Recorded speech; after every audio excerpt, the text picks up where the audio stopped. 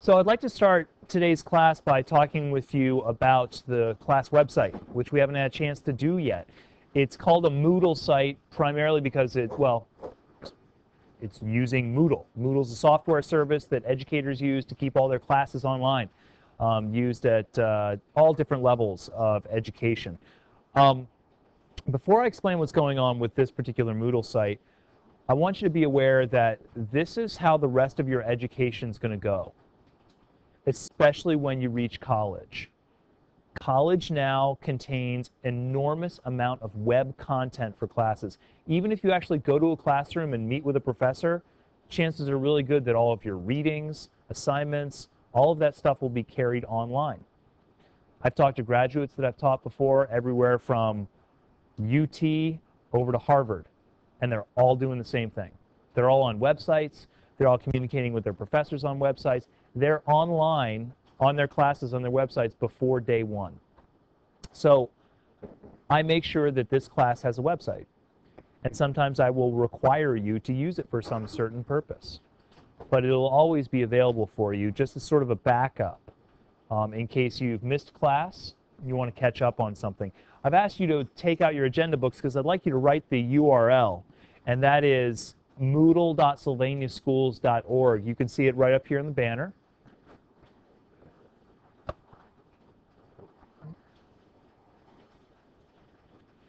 And do not include a www. I don't care where you write this in your agenda book, just make sure it's somewhere in there.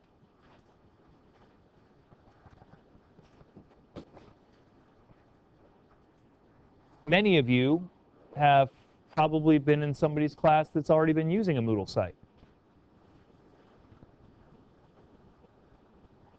Other teachers in this building use Moodle sites. You can see the distribution up on the screen right there. A lot of teachers at Southview use Moodle sites, some at Northview. Not quite as many junior high, but that number is always increasing. So moodle.sylvaniaschools.org. Once you're there, this is what you'll see. You go to junior high courses, you'll see me listed, Clarkson, 7th grade English. It'll ask you to log in. And your login, well, you don't have one. Nor do I have any plans to give you one right now because I don't have a plan for you to interact with the site, like a blog post or do anything else. So you can log in as a guest. If you have a login from another class, another Moodle login, then you could probably use that, but you don't need to. You can just log in as a guest. Jake? No, that's for logging into the Sylvania Schools network. Moodle's a different service, so you don't use the same. Good question, Jake. So do not use just your student ID or anything like that. Log in as a guest, and here we are. The website looks a little bit busy, but it's actually pretty easy to work with once you've managed to understand everything that's on the page. Over on the left is the Homework Center. You can see the Homework Center collects all your homework assignments, tells you when they were assigned and when they're due. So if you look at Thursday, August 30th, that was last Thursday. Students worked on vocabulary lesson number 1 in class and must complete it for Friday, August 31st, if not finished. So if you hadn't finished it on Thursday in class, it was due for homework on Friday. On Friday, I assigned the Flight of Icarus, and that, of course, was due today. So it explains that. And you can find out about other assignments as well. On the right side here, you can see a calendar. If you want to know what's going on in class, many days are already scheduled and complete. But some of the days that I'm not quite sure about how exactly we're approaching the myth unit in certain stages and what schedule are left unfinished. But you can find out that, hey, today, students have read The Flight of Icarus from their textbooks, so the class will begin with a quiz covering it. Then students will work in groups to understand the myth. That's what we're doing today. So unfortunately, you know, it's crushing me that Max is not here today, but Max can find out exactly what's going on in class just by going to the site.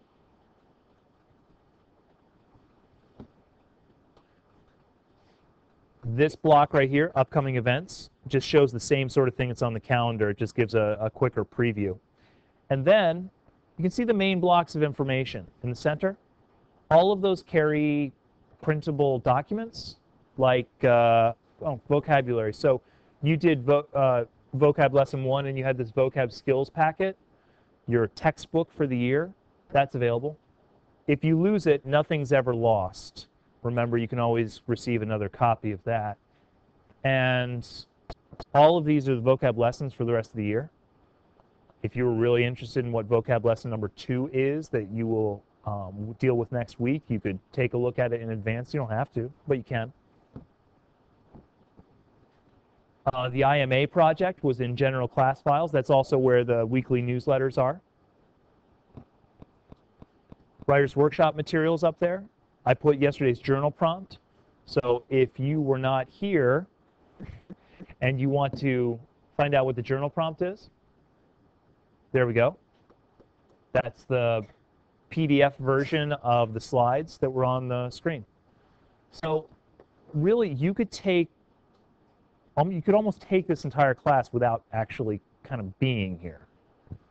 That's what I'm saying about college. Some of your classes, that's how it'll go. One last bit of the website, and probably my favorite part, is the YouTube channel. So this class has a YouTube channel, and you can see here that I've uploaded a bunch of stuff just from the last few days. And when I say uploaded a bunch of stuff, I mean that I've recorded myself teaching, which I'm doing right now, and then just posted on YouTube. Some of you are freaking out looking for cameras. Where's the camera? Yeah, Jake, wait, it's right up there. No, there's no camera up there. It's just capturing what's on the screen, folks. It's not actually, there's no camera recording you. Everything that goes on the screen, so if I'm writing on the smartboard, all of that appears, and then I'm mic'd so you can hear my voice. So it's a full motion screen capture and my voice. And occasionally when you guys talk, you might be able to hear a little bit, but you're not mic'd, so it's difficult to hear you, and that's why I generally repeat everything you said. So when Jake asked me that question earlier about logging in with a student ID, I tried to make sure to repeat what he said so whoever's listening on YouTube could catch it. So if Max is not here and he wants to learn, feel like he was here, he could go to the YouTube channel and play this little, I don't know, 7 to 10 minute video of me explaining the Moodle site. And you can do that as well in English. This is like, I do this fast. This is this morning's class from English 8. So I uploaded the instructions for today's activity there. Mugs rules, some of these probably come from your class. I don't know if you've seen me with the mic on, but I know I've recorded something in this class. Rules on capitalization, introduction to vocabulary, all the stuff we've been doing is available. So check out the YouTube channel if you're absent, or if something just kind of blew by you and you didn't really understand it, you want to review it, or your parents are trying to help you and they don't know what's going on because you're not explaining very well, use that. I showed them the YouTube channel, well, I showed them the Moodle site last night when they were here at open house. So they're aware of it. They know what's going on. The website's a big resource. Use it, please. And you should never be lost in this class. Questions about it?